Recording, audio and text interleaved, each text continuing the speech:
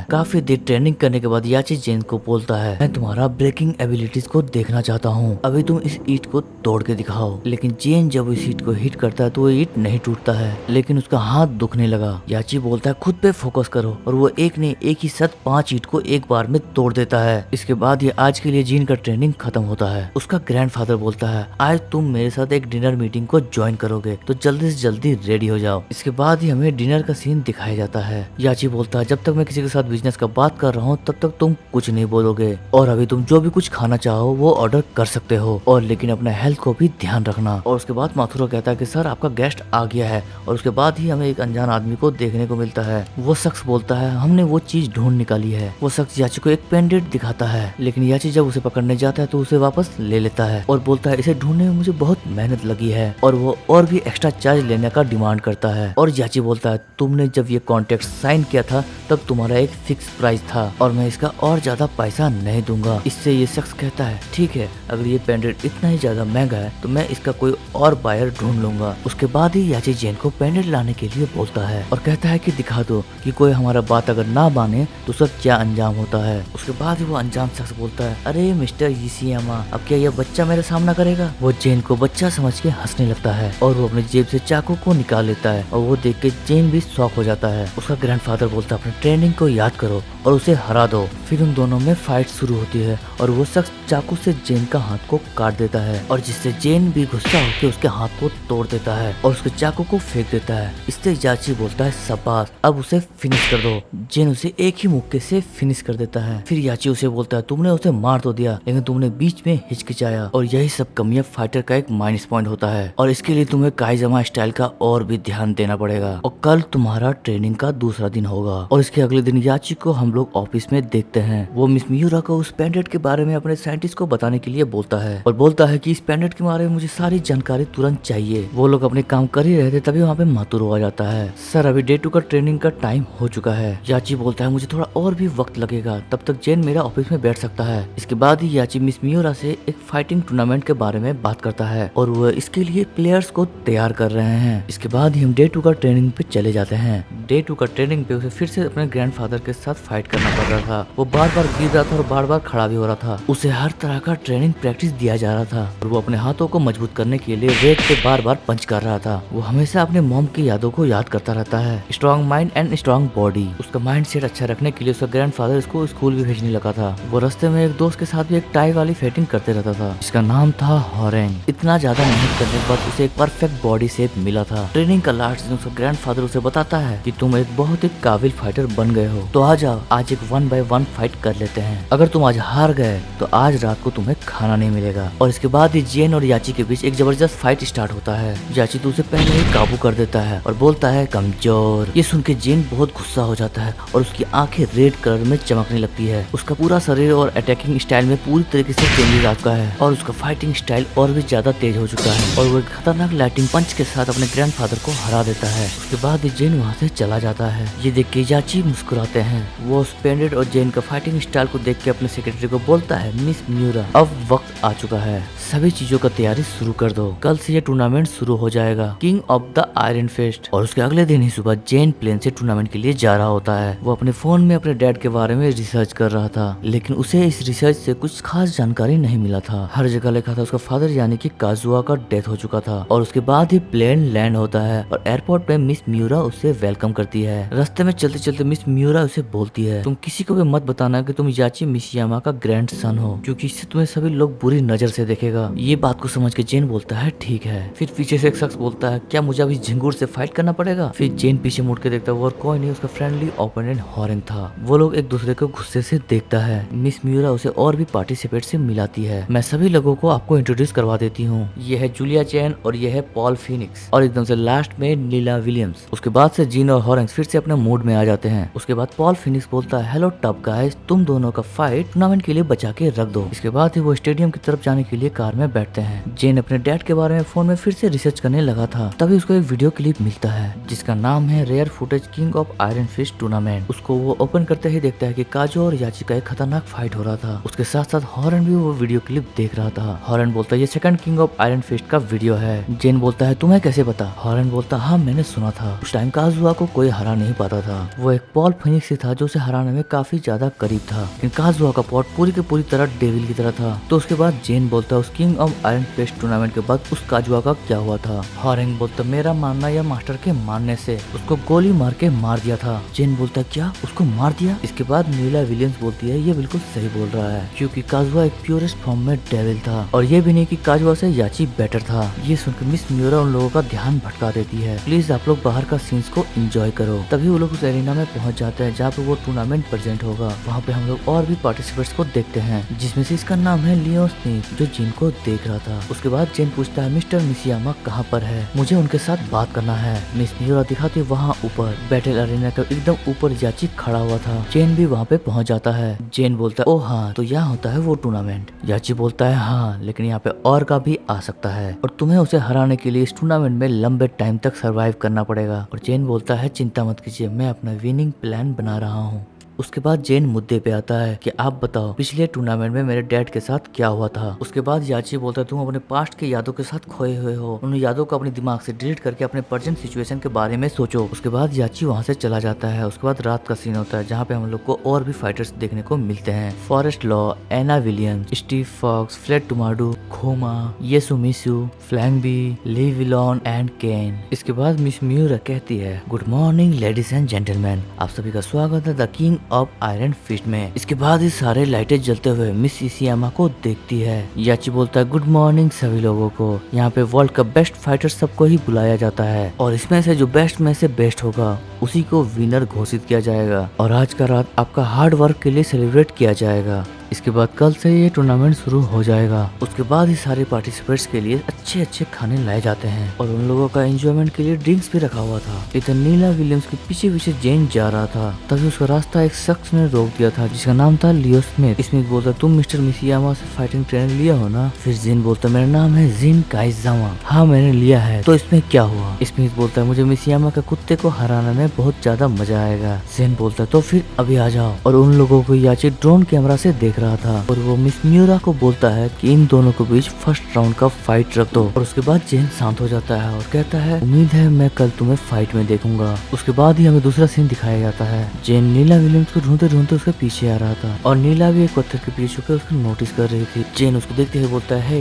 मैं जेन काइजामा हूँ, तुमने जो सुबह काजुआ के बारे में गाड़ी में बात कर रही थी क्या वो सही है? फिर नीला बोलती है तुम अपने से ही मतलब रखो तो ही सही रहेगा। तो ये बोल के वो वहाँ से चली जाती है और ये सभी चीजें दूर से ड्रिंक करते करते फिनिक्स नोटिस कर रहा था। जेन उसे देखते हुए बोलता है फिनिक्स मेरा नाम जेन काइजामा है। फिनिक्स बोलता है तुम मेरे से ज्यादा मतलब ना ही रखो तो ही ठीक है, क्योंकि वो ज्यादा फ्रेंडली नहीं है। लेकिन नीला जो भी कुछ बता रही थी वो सब कुछ सच है। जेन बोलता तुम तो काजुआ के साथ एक बार फाइट किए थे, तब तो तुम हार गए। फिनिक्स बोलता उसके बारे में बात बंद करो, वो एकदम से एक बास्टर्ड था, वो खुद में जीतने के साथ साथ एक डेविल भी था और वो याची को हराने के लिए मिसियामी या जो भी चला रहा था, जो कि एक मिसियामी फाइटिंग टेक्निक था। फिर जेन बोलता है तुमने क्या याची और काइजामा का फाइटिंग देखा था? इसके बाद ही फिनिक्स अपने फास्ट को याद करता है। हम देखते हैं कि याची और काजुआ में बहुत ही डेंजरस फाइट हो रहा था, जिसको फिनिक्स भी देख रहा था। काजुआ याची को बोलता है तुमने जो सोचा था कि तुम सबसे ज्यादा ताकतवर हो और ये आज मैं गलत साबित कर दिया। ये बोलते काजुआ उसे नीचे फेंक देता है। सबको लगता है याची अभी मर गया है, लेकिन याची फिर से king of the iron fist में हिस्सा लेता है और उसी दिन खुद ही अपने बेटे को मार देता है। इसके बाद ही फिनिक्स बोलता है ये सब चीजें छोड़ दो और कल के लिए तैयारी करो, गुड लक बच्चे। जेन भी उसे गुड लक बोल देता है और उसके बाद ही अगले दिन के सुबह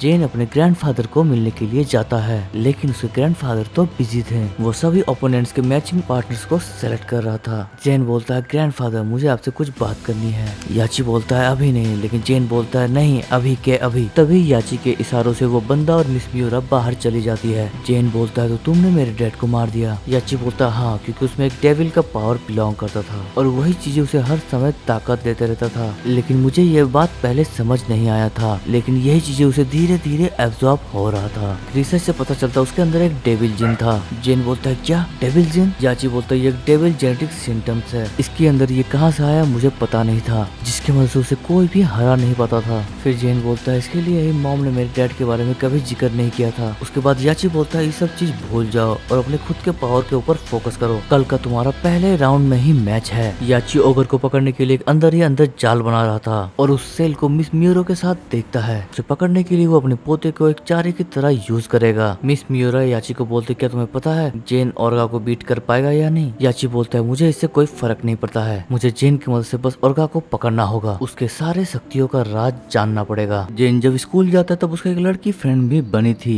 और उस लड़की का नाम था सायो। वो दोनों एक ही साथ मिसियामा पॉलिटेक्निक स्कूल में पढ़ती थी। इसके बाद ही हमें परजेंट का सीन के बारे में दिखाया जाता है। जेन वहाँ पे बैठ के मेडिटेशन कर ही रहा होता है, तभी वहाँ पे सायो आ जाती है। जेन बोलता, सायो तुम यहाँ पे क्या कर रही हो? सायो बोलती, तुम क्या अकेले यहाँ पे लड़ने के लिए आए हो? मैं भी तो queen of the iron fist बनना चाहती हूँ। फिर जेन बोलता, मेरा वो मतलब नहीं था। सायो बोलती, इट्स ओके, कोई बात नहीं, कल रात मैंने पार्टी को लेट ज्वाइन किया था, लेकिन तुम्हारा तो टूर्नामेंट में फर्स्ट फाइट है, उसके बावजूद भी तुम यहाँ पे क्या कर रहे हो? जेन बोलता, मैं थोड़ा सा मेडिटेशन करके आगे से थोड़ा सा रेडी हो रहा हूँ। सायो कहती है कि तुम्हारा ओपोनेंट एक कुंफू मास्टर है, इसलिए थोड़ा ध्यान से। इसके बाद ही जेन समझ जाता है कि ये तो वही बनता है जो पिछले रात मेरे साथ फाइट किया था। इसके बाद ही हमें सेम सीन शिफ्ट होकर स्टेडियम दिखाया जाता है। लेडीज एंड जेंटलमैन, आप सभी का स्वागत है the king of iron fist tournament में। आज का हमारा पहला fight Leos Smith versus Jane Kaijama. Referee उनसे पूछता है कि तुम दोनों रेडी हो? तो वो दोनों एक ही साथ हाँ बोलते हैं। उसके बाद रेफरी बोलता है चलो शुरू करो। उसके बाद उन दोनों के बीच बहुत ही अच्छा फाइट शुरू होता है और ये फाइट ऑफलाइन एंड ऑनलाइन दोनों लोग एंजॉय कर रहे थे। स्मिथ अपने कुंफू स्टाइल से उसके साथ फाइट करते करते उसे हरा रहा था और वो उसको एक अलग ही तरह के मूव से नीचे गिरा रहा था। इसके बाद से जिन थोड़ा इधर उधर डगमगा गया था। उसके बाद ही वो अपनी मम्मी के यादों को याद कर रहा था कि किस तरीके से ओरगा ने उसके माँ को मार डाला। इन सभी चीजों को याद करने के बाद उसके अंदर फिर से ताकत आ जाता है और वो दोबारा से उठ के इस बार स्मिथ पे भारी पड़ रहा था। वो भी उसे एक ही मूव से दूर गिरा देता है। स्मिथ फिर से खड़ा होकर उसके साथ फाइट करने जा ही रहा होता है, तब जेन उसे एक भी पंजे फिर से नीचे बिठा देता है और जेन उसे कहता है तुम नीचे ही रहो, तुम ये टूर्नामेंट हार चुके हो। फिर स्मिथ नहीं बोल के दोबारा से उठ खड़ा होता है। फिर स्मिथ दौड़ के उसे पंच करने के लिए आगे जाता है, लेकिन जेन उसे एक ही किक में उसका पैर का हड्डी को तोड़ देता है और वो अपने पैर को पकड़ के जमीन में लेट जाता है। इसके बाद जेन को हम लोग एक कमरे में बैठे हुए देखते हैं। वहाँ पे हॉरेंग भी आ जाता है। वो दोनों आपस में किंग ऑफ द टूर्नामेंट के बारे में बात कर रहे थे। एक एक करके सभी का मैच स्टार्ट होने लगता है और उन्हीं में से जो विनर्स है वो हैं जूलिया चैन, एना विलियम और केन। और उसके बाद ही फाइट है नीला विलियम्स और साइलो के बीच। उन दोनों का फाइट को देखने के लिए जेन भी वहाँ पे पहुँचता है। जेन साइलो से बोलता है संभल के, वो एक किलर है। उसके बाद साइलो बोलते तब तो ये गेम बहुत ही मजेदार होगा जब वो एक हाई स्कूल स्टूडेंट से हार जाएगी। उसके बाद हॉरेंग बोलता है ये हुई ने बात। उसके बाद ही उन दोनों के बीच फाइट शुरू होता है। एक ही अटैक से नीला सीलू को पकड़ लेती है। उसका कमर पूरा का पूरा बैंड हो गया था। उसके बाद नीला बोलती है गुड बाय लिटिल गर्ल। इधर जिन याची से बोलता है वो अभी छोटी है, उसे ये टूर्नामेंट में भाग नहीं लेना चाहिए था। फिर उसे याची बोलता है तुम बस यहाँ पे देखते जाओ। वो सभी प्लेयर्स को पहले एब्जॉर्ब करती है और वो अपने फ्रैंकिंग माइंड से सबको चिढ़ाता है ताकि सभी लोग उस पर गुस्सा होकर धीरे धीरे करके उस पर धीमा पड़ जाए। उसके बाद ही साइलो उसे एक ही बार में डॉज करके आगे बढ़ जाती है और तभी वो उसके सर पे चढ़ के एक ही पंच से नॉकआउट कर देती है।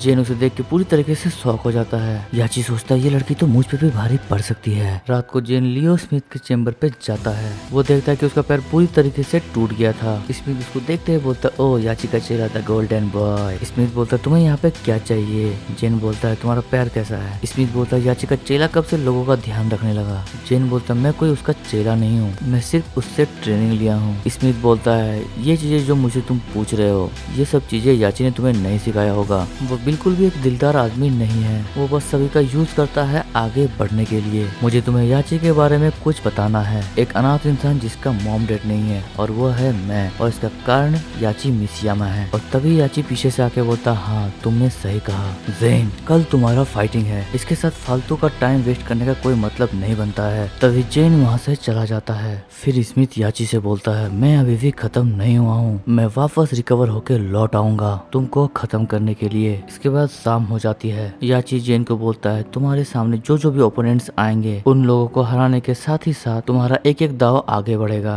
तुम धीरे धीरे करते ओरगा के और भी पास आओगे। तुम्हारे मॉम के द्वारा जो तुम्हें वीकनेस दिया गया है उसे अपने सर से दूर कर दो और कल का फाइटिंग का तैयारी करो। और इसके अगले दिन का फाइट जीन और हॉरन के बीच होगा और इसके अगले दिन टूर्नामेंट फिर से शुरू होता है। उन दोनों को हाँ बोलते ही रेफरी बोलता है शुरू करो। उसके बाद ही उन दोनों में बहुत ही खतरनाक फाइट शुरू होता है। हॉरेंग एक अलग ही स्टाइल से फाइट कर रहा था। कुछ देर फाइट करने के बाद हॉरेंग उस पर भारी पड़ता है और उसे एक किक से दूर गिरा देता है। इसके बाद जेन फिर से अपने मॉम के बारे में सोच रहा था। इसके बाद ही जेन का बारी आता है। वो काइजामा स्टाइल से फाइट शुरू करता है और वो एकदम से बहुत ही ज्यादा गुस्सा होके एक बहुत ही खतरनाक लाइटनिंग पंच करता है और हॉरेन वहाँ से बहुत दूर जाके गिरता है। उसके बाद ही जिन उसके पास आके उसे खत्म करने जा ही रहा होता है तभी वो अपने गुस्से को कंट्रोल कर लेता है। तो हॉरेन कहता है हमेशा जीतने वाला ही बियर खरीदता है और आज का जीतने की खुशी में तुम मुझे बियर पिलाओगे। रेफरी ने जेन को विनर घोषित कर दिया। सालियो बोलती है कि तुम लोगों को पता है इसका अगला टूर्नामेंट पॉल फिनिक्स और ग्रिजली फेयर से होगा और ये सुन के सभी लोग हंसी मजाक करने लगते हैं। और इसके अगले दिन केन और सालियो के बीच मैच शुरू होता है। केन तो उसे बहुत बुरी तरीके से पीटता है, लेकिन हमारी सालियो भी किससे कम है। वो भी अपने तरीके से फाइट शुरू करती है और उसे डिफीट करने की कोशिश करती है, लेकिन इस बार केन उसे झपट लेता है और उसे एक ही बार में नॉकआउट कर देता है और किंग विनर हो जाता है। सालियो की हालत तो बुरी तरीके से खराब हो गई थी और उसके बाद ही सालियो को हम लोग हॉस्पिटल में देखते हैं। जेन उसे देखने के लिए आया था।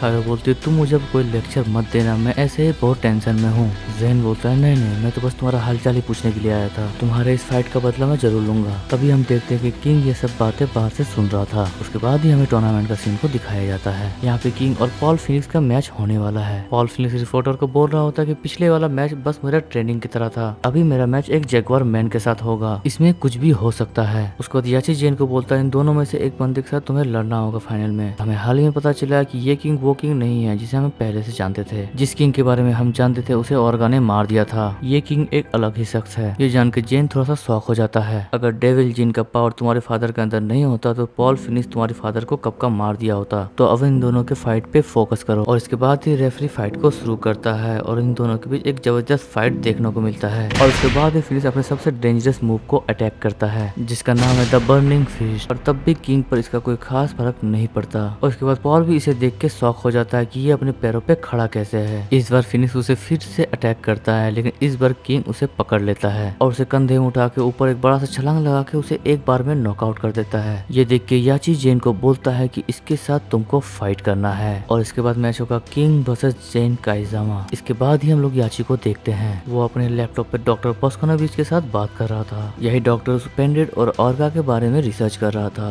डॉक्टर बोलता है हमें ऑर्गा को पकड़ने के लिए सेल पूरी तरीके से तैयार हो चुका है, लेकिन पिछली बार की तरह जेन अगर गुस्सा नहीं हुआ तो ऑर्गा नहीं आएगा। ये सभी बात समझ के याची बाहर आता है। ये देखने के बाद अगले ही दिन फाइनल मैच शुरू होता है, किंग वर्सेस जेन काइजामा। सभी लोग इस फाइनल मैच को देखने के लिए अपने अपने पोजीशन पे आ जाते हैं। सभी लोग टीवी स्क्रीन पे ये मैच देख रहे थे। रेसलिंग फाइटर स्किल से किंग लड़ेगा और हमारा जेन लड़ेगा मिशिमा क्रेटा स्टाइल से। तभी मुक्को से फाइट शुरू होते ही किंग उसे जकड़ लेता है, लेकिन जेन उसे छुड़ा के उस पे अटैक कर देता है। तभी याची उस फाइट को देख रहा होता है, उस पेंडेंट के बारे में सोचता है, लेकिन यहाँ पे धीरे धीरे करते हुए किंग जेन पर भारी पड़ रहा था। किंग उसे एक ही झटके से दूर फेंक देता है और इधर से फिनिक्स बोलता है उठ जाओ मैन। इधर से हॉरेन बोलता है तुम कर सकते हो, जगुआर को हरा दो। और याची अपने पेंडेंट को देखता है, पेंडेंट में तो कोई भी चमक नहीं आया था। और गाइस इसके बाद ही जेन फिर से उठ खड़ा हुआ था। इसके बाद ही जेन अपने पावर्स को एक्टिवेट करता है और उस जगुआर मैन पे अटैक कर देता है और वो अपने पूरे पावर का यूज करके उसको वहीं पे डोमिनेट कर देता है। और ये देख के उसके फ्रेंड्स काफी खुश होते हैं। इसके बाद इस टूर्नामेंट का विनर जेन काइजामा हो जाता है। ये सब चीज देख के याची बहुत ही ज्यादा गुस्सा हो जाता है, क्योंकि जेन अपने गुस्से से फाइट नहीं कर रहा था और जिसकी वजह से उस पेंडेंट पे कोई भी असर नहीं हो रहा था। जेन टूर्नामेंट का सारा पैसा किंग को दे देना चाहता है, क्योंकि उसे उस पैसे से कोई लेना देना नहीं है। और तभी जेन के रास्ते में याची आ जाता है और बोलता है फाइनल ओपोनेंट अभी बाकी है और वो हूँ मैं। जेंटलमैन, हमारा टूर्नामेंट का फाइट अभी भी खत्म नहीं हुआ है। पेश है हमारा नया फाइटिंग मैच, याची मिशियामा वर्सेस जेन काइजामा। ये सब देख के सारे ऑडियंस बहुत ही ज्यादा खुश होते हैं, लेकिन जेन के दोस्त बिल्कुल भी खुश नहीं थे। तो गाइस आप लोग की जानकारी के लिए ये बता दूं, याची यहाँ इसीलिए फाइट कर रहा है क्योंकि जेन अगर गुस्सा नहीं होगा तो ऑर्गा उसके पास नहीं आएगा, क्योंकि उस पेंडेंट के ही चमकने से ऑर्गा वहाँ पे आएगा। इसीलिए याची उसे गुस्सा दिलाने के लिए ही उससे फाइट करेगा। और अगर याची ऑर्गा को पकड़ लिया तो उस सेल की मदद से उसको सारा ताकत को एब्जॉर्ब कर लेगा। याची आकर जेन को बोलता है कि मैंने ही ऑर्गा को बनाया है और तुम्हारे डैड उस डेविल जेन की वजह से बहुत ताकतवर हो गए थे, लेकिन इस वर्ल्ड पे मैं ही सबसे ज्यादा ताकतवर हूँ। और ये सभी चीजें सुनने के बाद जेन को आ जाता है गुस्सा और उसके पापा की तरह डेविल की तरह गुस्सा होता है। तो जेन बोलता है तो तुमने ही मेरे सारे फैमिली को मार दिया, अब तुम यहाँ से बच के नहीं जा पाओगे, तो आ जाओ। इसके बाद जेन अपने फाइटिंग पोजीशन में आ जाता है और उन दोनों के बीच असली फाइटिंग शुरू होता है। पहले जेन तो याची को एकदम से काबू कर देता है और उसे एक ही मुक्के से दूर फेंक देता है, लेकिन तभी याची अपने पैरों पे खड़ा हो जाता है और ये देख के जेन गुस्सा होकर फिर से उसे मारने जाता है, लेकिन इस बार याची उसे पकड़ के बहुत ही बुरी तरीके से मारने लगता है। याची बोलता है ऑर्गा के आने से पहले मैं ही तुमको खत्म कर दूंगा, लेकिन जीन अपने आप को छुड़ा के उसके साथ फिर से फाइट करने जाता है, लेकिन याची उसके बाद अपने स्पेशल मूव को परफॉर्म करने लगता है। वो एकदम से जीन को बहुत ही बुरी तरीके से मारने लगता है और आखिरकार वो वो अपने सबसे पावरफुल मुक्के से उसे दूर फेंक देता है। सभी को लगता है जीन अभी खत्म हो चुका है, लेकिन जीन अपने बेहोशी की हालत में अपनी माँ के बारे में सोच रहा था। उसकी मॉम बोली थी, याद रखो जीन, किसी भी दुश्मन के उसके वेट और पावर में मत जाना, उसका अटैकिंग मूव्स को समझो और उसे डिफीट करो। उसके बाद ही जीन फिर से खड़ा होता है और वो अपने मॉम के स्टाइल से उसको बुलाता है। जीन एक ही दौर से अपने मॉम के काइजामा टेक्निक को यूज करता है और वो तभी याची को बहुत ही अलग तरीके से मारने लगता है। वो उसे जमीन से उठाकर एक स्पेशल लेग अटैक को यूज करता है और उसके गले से वो पेंडेंट तभी ही छूट जाता है और तभी वो पेंडेंट चमकने लगता है और तभी उस स्टेडियम के ऊपर हरा बादल छा गया था और वहाँ से आता है ऑर्गा और ऑर्गा को देख के याची बहुत ही खुश होता है और उसी के साथ साथ बाकी प्लेयर्स भी उसे देख रहा था। ऑर्गा नीचे आके जिन के साथ कुछ अलग ही लैंग्वेज में बोलता है, उस दिन तुम्हारे मम्मी की जगह तुम होने चाहिए थे, फालतू में तुम्हारा मॉम मारी गई। और ये सब सुनकर जिन को बहुत ही गुस्सा आता है और उसके आंखों में डेविल पैदा हो जाता है। जेन उस क्रिएचर के ऊपर अटैक कर देता है, लेकिन वो ऑर्गा तो बहुत ज्यादा ही पावरफुल था। वो जेन को एक ही मुक्के से बहुत ही ज्यादा दूर फेंक देता है, लेकिन सारियो और हॉरन भी उसे देख के उस पर अटैक करने आते हैं, लेकिन उन लोगों के सामने याची आ जाता है। वो बोलता है उसका फाइट उसे ही लड़ने दो।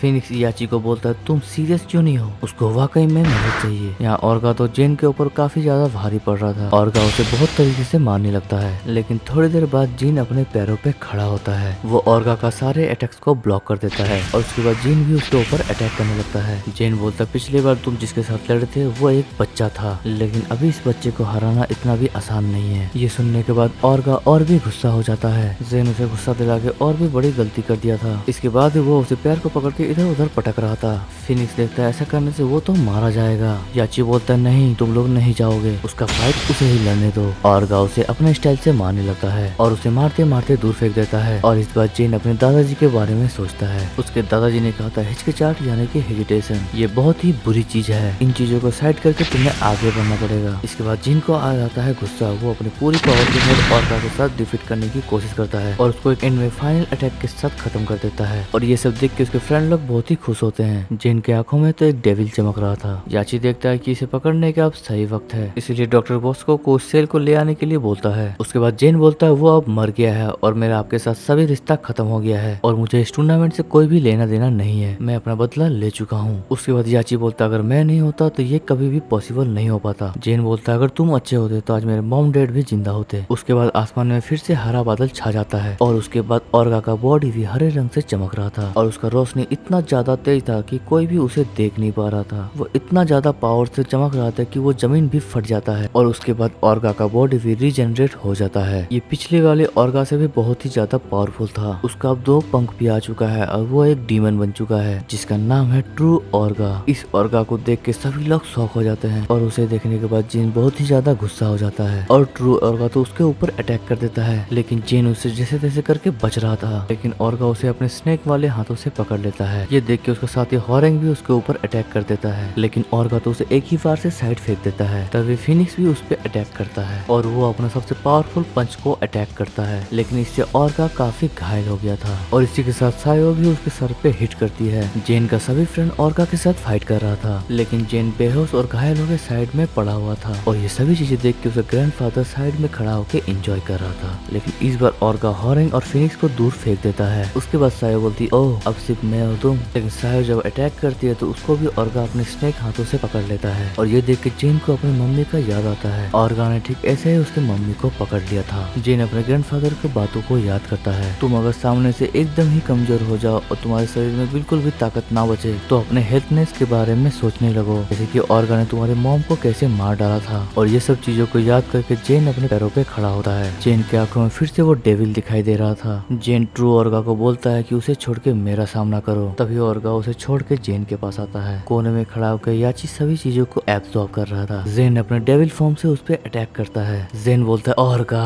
अब तुम नहीं बच पाओगे। इसके बाद ये ऑर्गा भी काउंटर अटैक करता है। इसके बाद जेन काफी घायल होकर दूर जाके गिरता है। इसके बाद जेन भी हार नहीं मानता है और दौड़ के आता है। जेन आकर ही ऑर्गा को पकड़ लेता है और एक खतरनाक पंच लोड करता है और पूरी ताकत से उसका मुंह पे मारता है और इससे ऑर्गा का काम तमाम हो जाता है और वो बड़ा सा डीमन वहीं पर ही खत्म हो जाता है। और साथ ही साथ ग्रीन कलर के लाइट से वहाँ का सारा हरा बादल हट जाता है और उसके सभी फ्रेंड्स सामने आता है। हॉरेंग बोलता है, वाकई में जेन तुमने कर दिखाया। और ये सब बात जेन चुपचाप सुन रहा था, लेकिन तभी पीछे से याची आ जाता है। याची बोलता है, जैसा बाप वैसा ही बेटा, तुम्हारे अंदर ऐसा ही कर्ज है जो तुम्हारे पापा के अंदर बिलोंग करता था, और ये चीज तुम पे मैं बर्दाश्त नहीं कर सकता हूँ, क्योंकि यहाँ पर सिर्फ रियल फाइटर्स ही बिलोंग करते हैं। तो तुम्हारा भी हाल तुम्हारे पापा के जैसा ही होगा। और तभी याची अपने सीने से गन को निकालता है और जेन को सबके सामने गोली मार देता है, और जेन तभी ही जमीन पे नीचे गिर जाता है। और उसके सभी फ्रेंड्स ये देख के चौंक जाते हैं। याची बोलता है, मैंने दुनिया को एक भयानक एविल से बचाया है। लेकिन यहाँ पे जेन का हाथ हिल रहा था। वो अपनी मम्मी का लास्ट बातों को याद कर रहा था। वो हेवन में जाके अपने मम्मी के साथ मिलता है। उसकी मॉम बोलती है, अपने सुपर पावर को अपने अच्छे कामों के लिए लगाओ, अपने पापा की तरह मशहूर होने के लिए। और तभी जेन का डेविल की तरह पंख निकल आया था और उसका चेहरा भी बदल गया था। वो अपने भयानक हाथों से याची को दूर फेंक देता है और जाके लगातार मुक्के मारना स्टार्ट कर देता है। सायो बोलती है, रुक जाओ जेन। इससे जेन रुक जाता है। और इतना मार खाने के बाद भी याची हंस रहा था और बोल रहा था, तुम एक असली मिसीमा हो। और तभी जीन उसे छोड़ देता है। जीन अभी पूरा का पूरा डेविल जीन काइजामा हो चुका है और वो उस पेनेट को याची से लेकर फेंक देता है। उसके बाद जीन जाके उस मूर्ति को तोड़ देता है जिसमें याची का फेस था। और तभी डेविल जीन काइजामा उड़ के कहीं चला जाता है। सो गाइस, जीन का पापा अभी जिंदा है और इसी वीडियो का पार्ट 2 में जीन काइजामा वर्सेस उसका फादर काजुआ काइजामा का फाइट देखने को मिलेगा। तो जल्दी से लाइक, शेयर और सब्सक्राइब करके पार्ट 2 कमेंट कर दो।